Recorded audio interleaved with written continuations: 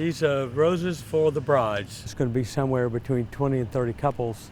Thank you. Well, you got us like we are. They're renewing their vows after 50, 60 years. Median age is 77. Get married. I mean, these guys, they served the country for about 20 years, and then they just melted into the population. Everybody needs to kind of line up together.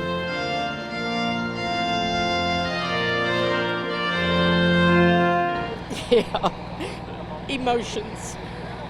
47 and a half years. I didn't cry at my first wedding. Dearly beloved, we have come together in the presence of God to witness and bless the joining together. We'll remember this for many, many years. You are truly heroes. You're the reason America has the values we have today, and we are thankful for your service. We want the world to know that we love each other, and God willing, we will love each other and be together forever. To have and to hold, from this day forward, for better, for worse, for richer, for poor. We're not a group of different people, we're just one big family. Be privileged to be able to be here today is just an honor for us.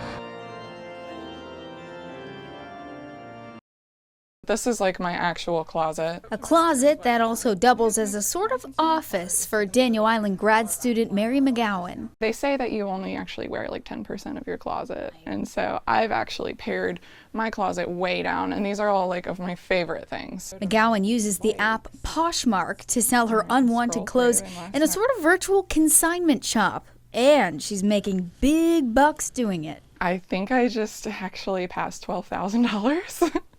in 2 years. So how can you turn your clutter into cash? First things first, organize. When you come into this closet, you're not going to be able to find what you need quickly because you're going to be doing an eye scan over each item at the different heights. Jennifer Truesdale helps people pare down their closets as a professional organizer and owner of Straighten Up. We start and end our day in our closets.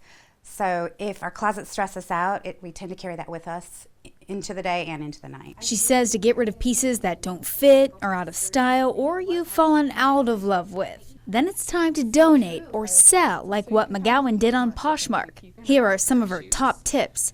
Higher end and trendy brands do best, but so do department store labels, like this dress she bought from another Poshmarker. I believe I paid $15 for it. Image is everything.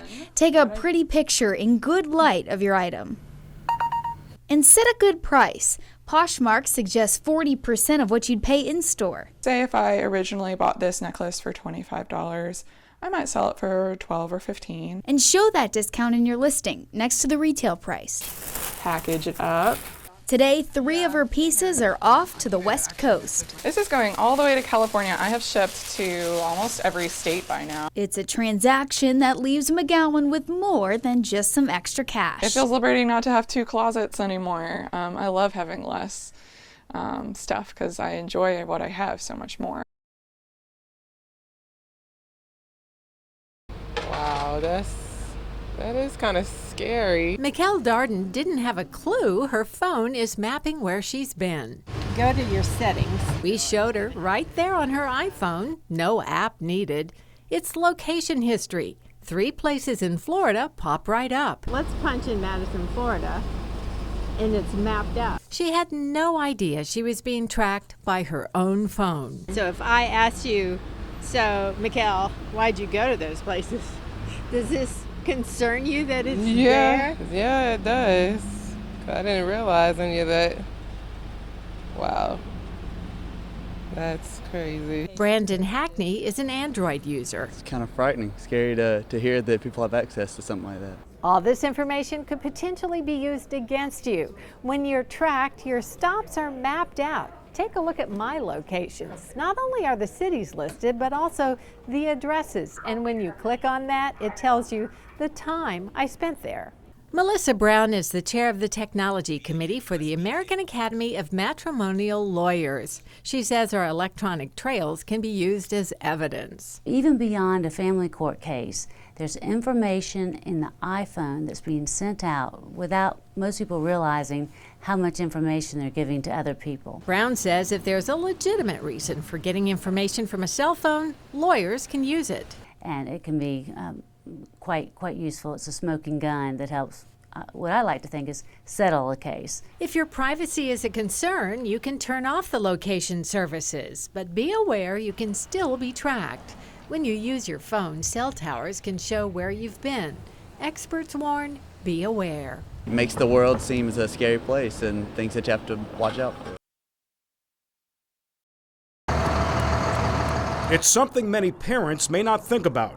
While your child is waiting for the school bus, a sex offender may be watching. Oh, just the thought of that scares me. Under state law, a convicted child sex offender is not allowed to live within 1,000 feet of a school, licensed daycare, or playground. After that, no restrictions on most offenders. So there's no way to stop a sex offender from living near a school bus stop? No, there is no law in South Carolina about school bus stops at all for anybody. So where in the Tri-County area would you most likely find a sex offender living near a school bus stop? As part of my investigation, I researched bus stops for elementary schools in Berkeley, Charleston, and Dorchester counties.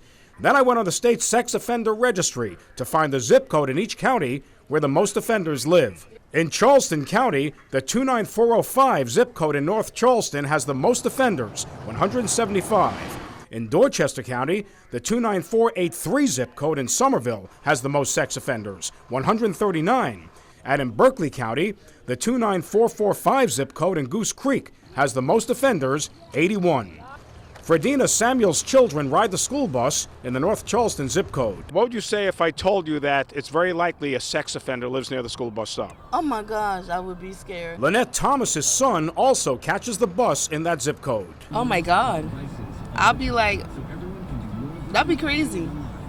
I wouldn't accept that. During my investigation, I also learned there is a tool for parents to track sex offenders near school bus stops. In fact, state law requires school districts at the beginning of the school year to provide the names and addresses of every offender who lives within 1,000 feet of a school bus stop. According to the law, school districts must notify parents via letter or have a link to the sex offender registry on their own websites.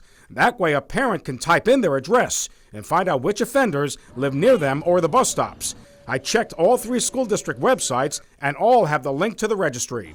Still, sex offender investigator Stober suggests parents teach their kids to avoid strangers and wait with them at the bus stop. Whether it's stepping out on the road or being approached by a stranger, yes, you should be at the bus stop.